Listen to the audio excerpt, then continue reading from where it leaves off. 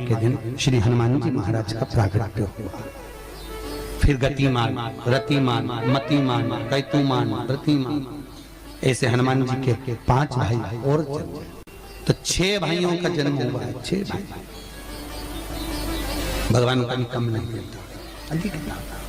और आज भी नियम है महाराज, जिसकी फैक्ट्री नहीं चलती हो, प्रॉपर्टी की आप खरीदारी बेचादारी करते हो, प्रॉपर्टी से जुड़ा हुआ काम करते हो, या लोहे से जुड़ा हुआ करते हो, या फैक्ट्री आदि का कर्म करते हो, कोई मैन्युफैक्चरिंग करते हो, वो नहीं चल रहा, तो हनुमान जी के उल्टे पांव का सिंदूर लीजिए और हनुमान जी के दूसरे नंबर के भाई गतिमान का नाम लीजिए।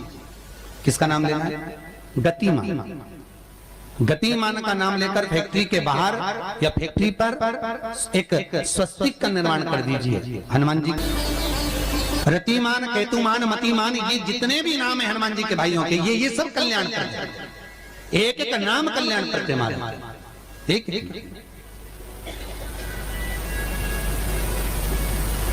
महाराज, वो जिन बच्चों को निमोनिया हो जाता है ना, वो सर्दी का कोटा रहता है, बहुत सर्दी बच्चों को बनी रहती है, तो हर दिन 5-10 दिन में वापस दौड़ के डॉक्टर के पास लेके जाओ, फिर डॉक्टर के पास ले। वैसे तो डॉक्टर के पास बच्चे आजकल के जमाने के जाते ही जाते हैं, हर 15 दिन 20 दिन में। तो इसके पीछे वो चले जाए।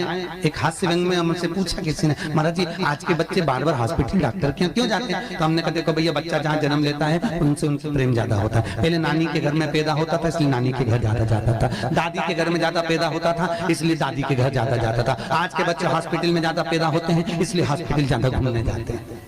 ये हास्य।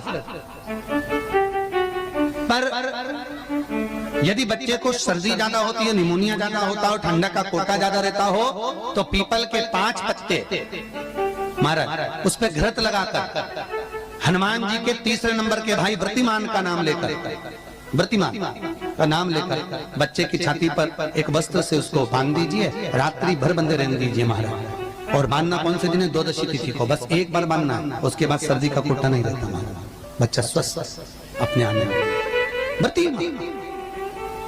हनुमान जी महाराज के जितने भी भाई हैं, सबका आनंद सुख चरणारविंद का सुख देने वाला भगवान श्री हनुमान जी महाराज चैत्र की पूर्णिमा के दिन प्रकट होते हैं। महाराज पवन तनय संकट हरन मंगल मूरत रूप, राम लखन सीता सहित हृदय बसौ सुर। श्री हनुमान जी महाराज का प्रागट्य होता है, चारों तरफ सुख ही समाहित हो जाता है, आनंद ही आनंद स्थापित हो जाता है चारों। अब दोनों में अंतर देखिए। हनुमान जी की जब स्तुति गाई जाती है तो बोला जाता है विद्यावान गुणी अति चातुर। फिर से बोलो एक बार लाइन से, विद्यावान गुणी अति चातुर। हनुमान जी विद्यावान थे और लंका का राजा रावण विद्वान था। क्या था? जम के बोलो, विद्वान। ये विद्यावान, वो विद्वान। तो एक प्रश्न सामने खड़ा होता है कि विद्यावान और विद्वान में क्या अंतर है? हनुमान जी विद्यावान गुणी अति चातुर, रावण विद्वान, तो दोनों में अंतर क्या है? विद्वान ये भी विद्वत्ता से विद्वत्ता, वो भी पढ़ा लिखा, ये भी पढ़ा लिखा। अष्ट सिद्धि नवनिधि उनके पास में, इसके पास। तो फिर अंतर क्या है? तो शिव महापुराण की कथा कहती है, जिस व्यक्ति को पढ़ कर विद्या अर्जन कर खूब पढ़ाई करते करते करते करते करते करते अच्छा पद जब मिल जाता है और उसको जब अहंकार आ जाता है तो वो विद्वान हो जाता है। और जिसको पढ़ कर खूब अच्छी सिंहासन भी मिल गया, उसके बाद भी उसका चित्त वृत्ति नम्र होता चले जाता है, तो वो विद्यावान हो गया। विद्वान में अहंकार है, विद्यावान में नम्रता है। बहुत ध्यान देना हमारा। कई लोगों को पढ़ लिख के इतने अप टू डेट बन के हमारे बराबर कोई अहंकार आ गया, मतलब तुम विद्वान हो, बहुत विद्वान हो, मना नहीं है, तुम्हारे में विद्वत्ता की कमी नहीं है, सारे वेद पुराण शास्त्र सब तुम्हारे में भरे हुए हैं, सारी पढ़ाई लिखाई तुमने भरी हुई है, तुम बहुत विद्वान हो। पर विद्वत्ता अहंकार को लेकर जाती है, और विद्यावान का जो विद्या को ग्रहण करता है उसके भीतर नम्रता आती चली जाती है। नम्रता, कोई कोई व्यक्ति ऐसा होता है जिसके पास भगवान पैसा खूब देता है तो उसको नम्रता देता है, खूब नम्रता, इतना प्रेम से बोलेगा, इतना मीठा बोलेगा, और बोलो साहब और मेरे लिए कोई सेवा हो तो बता दो, और बोलिए साहब, इतनी नम्रता। और किसी किसी के पास में अहंकार इतना ज्यादा आ जाता है धन के साथ में कि वो किसी गिनते ही होगी नहीं, बिल्कुल ऐसा लगे जैसे भेरू पे सिंदूर चढ़ा, एकदम कड़ा गिनते। तो दोनों में अंतर है, दोनों। नम्रता अगर आपके भीतर पढ़ाई लिखाई के साथ में, विद्या के साथ में आ रही है तो समझ मत। कितना सुंदर कहा रामकृष्ण परमहंस जी ने।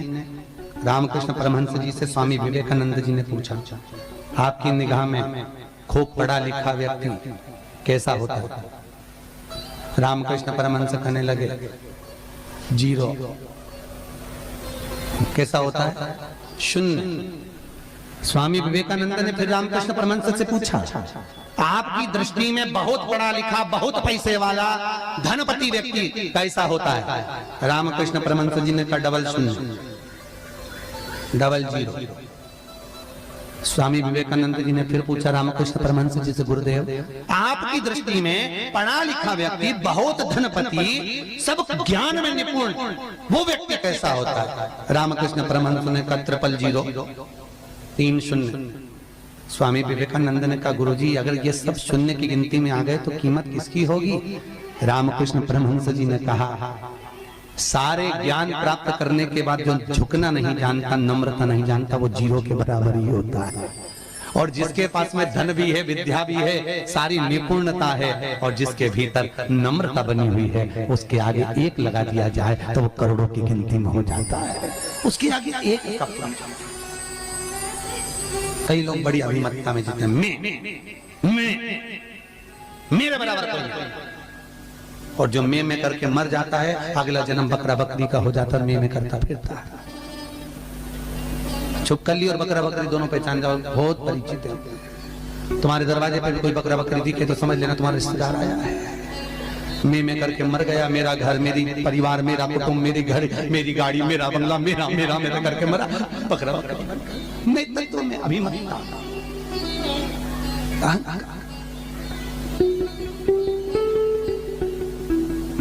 गुरु नानक देव जी महाराज का शब्द याद करो, कुछ भी मेरा नहीं है, सब कुछ तेरा, सब कुछ तेरा। इसलिए बोले सो निहाल, सब कुछ तेरा, हमारा कुछ है,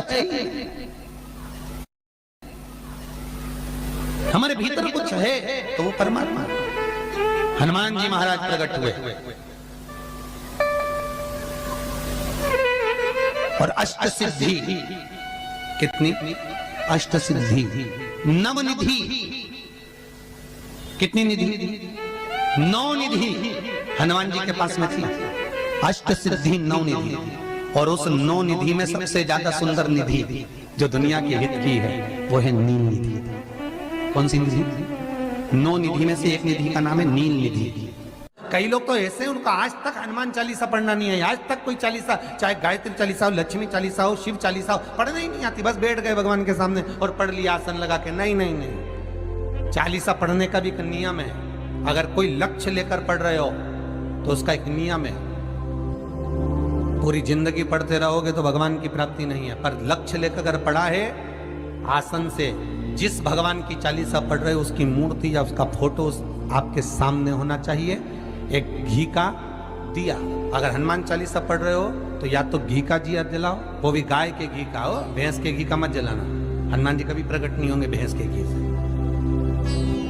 घी का दिया लगाइए अगर चालीसा का पाठ कर रहे हो हनुमान जी का।